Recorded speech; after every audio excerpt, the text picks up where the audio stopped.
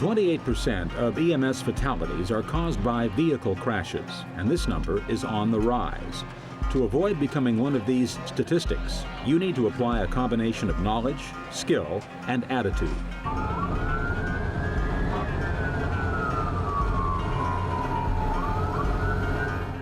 I didn't hear any siren. All I saw was the ambulance. That was it. That's all I saw was the ambulance. Where do you start? We asked Richard Patrick, safety and risk specialist, for some recommendations.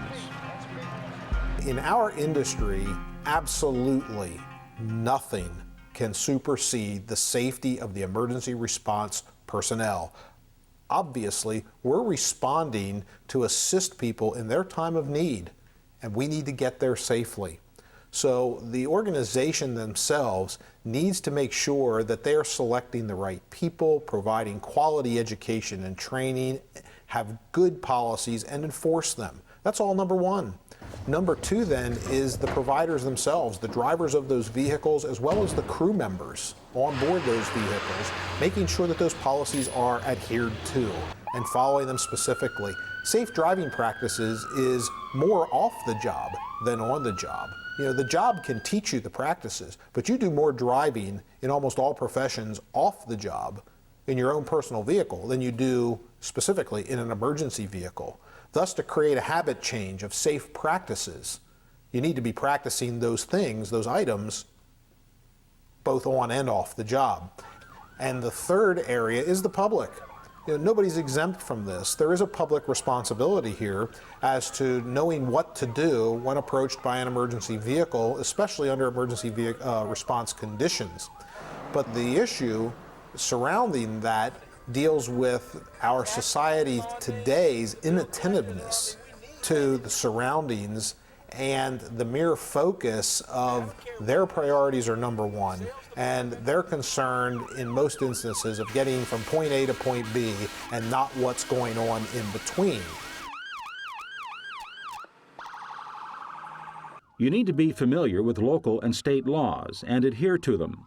As the operator of an emergency vehicle, certain privileges are granted, but that doesn't mean they are your right, or that you can impose them at any time.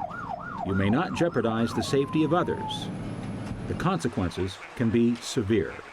The consequences of drivers involved in a crash even go beyond just the driver themselves. The crew, the emergency service organization, the general public all play a part in the consequences. You know, first is, just public perception. The unfortunate part of being involved in a crash sends a very bad message. And it's not good. There's no win-win. It doesn't matter who was at fault in the crash itself. Then you would couple that to the fact that we didn't even make it to the scene that we were dispatched to, which adds another problem. The driver themselves, they could face citation for violation of a motor vehicle code. And even though that every state in the nation has specific privileges granted to emergency vehicle operators that they can exercise during an emergency response, that doesn't mean that you're clear and free from any type of violation of that code.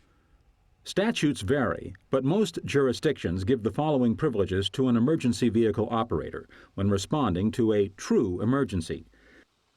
A true emergency is defined as an incident that has a high probability of death or serious injury, or significant property loss. These are not rights. As soon as you exercise any of the following privileges, you accept full responsibility and possible liability. You may exceed the speed limit as long as you're not endangering lives or property. You may use available warning devices, lights, siren, horn. You may turn in any direction at any intersection. You may proceed with caution through a red light or flashing signal. You may park anywhere as long as you do not endanger lives or property. Emergency vehicle driving carries a supreme responsibility, and along with it, the potential for liability.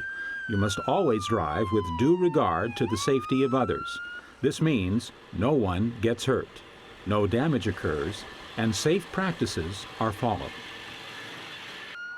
Due regard essentially means the safety of all, that you take that into consideration with your actions. So the potential for having a citation for violation can be interpreted differently by law enforcement agencies. Then you add the fact of legal action. The driver, the crew, the emergency service organization are all open to civil actions, and possibly punitive damages could result as well. So there's no win-win here. There's no win at all anywhere across the board. If you are in your own private vehicle responding to an emergency, you do not have the same emergency driving privileges. You must adhere to all posted speed limits and traffic signals. Being familiar with the capabilities and limitations of your vehicle will help you stay safe on the road. As the driver, it is your responsibility to decide if the vehicle is in safe operating condition. A vehicle safety check should be done at the beginning of your shift, and the completed checklist kept on file. Follow your organization's policy regarding vehicle inspections. You have seen the difference a seatbelt can make when you have responded to a major or even minor traffic collision. Following recent fatalities of EMS workers, NIOSH, the National Institute of Safety and Health, recommends that drivers and front seat passengers always use the seatbelts provided. Restraints should be used as much as possible in the patient compartment, and patient cots should include upper body restraints.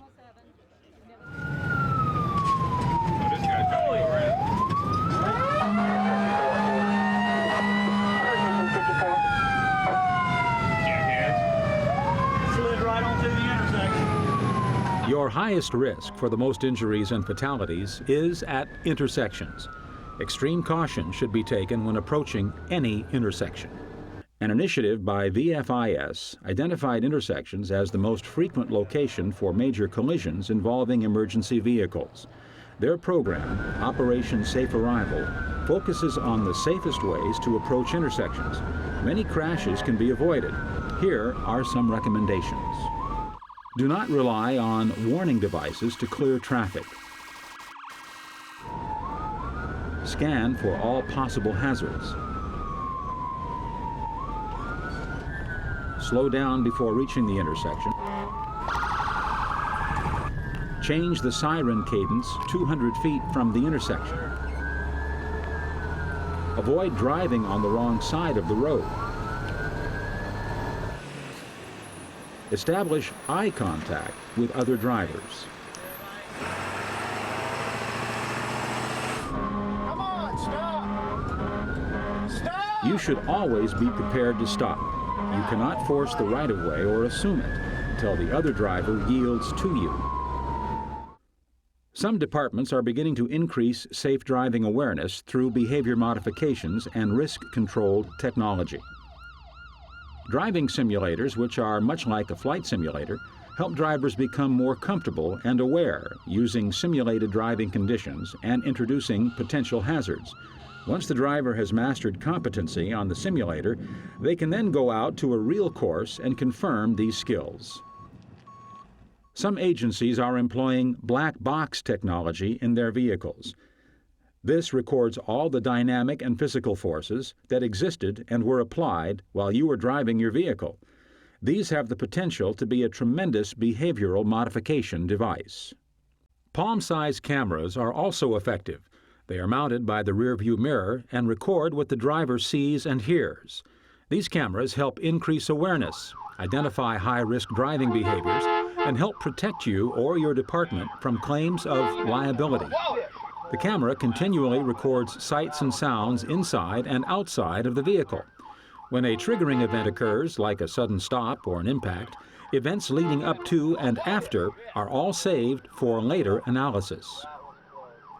Another technology that is being used more widely to reduce crashes is traffic preemption.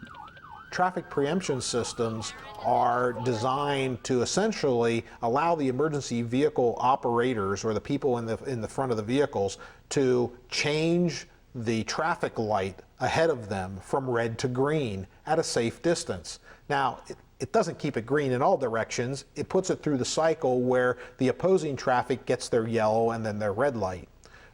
But there are side effects to that as well. They're great, but each one of these requires person power to monitor it and understand it, and probably even most importantly, if not more importantly, on the traffic preemption, is the need to educate the public.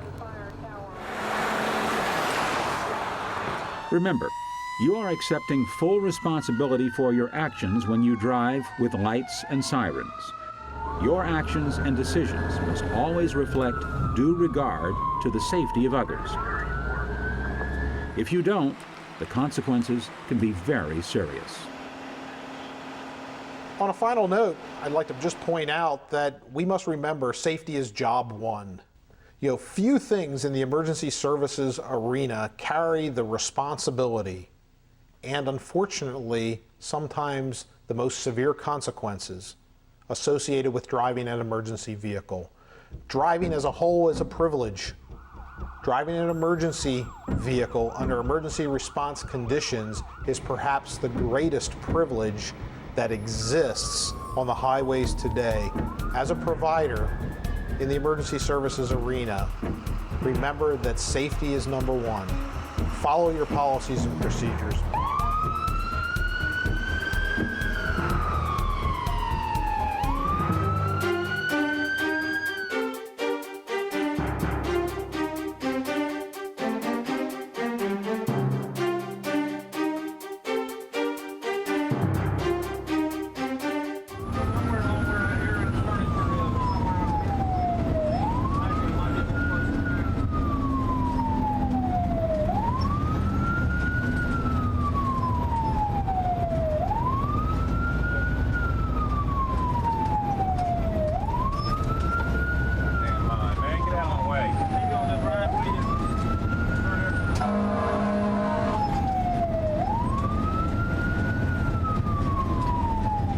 He's in more of a hurry than you are.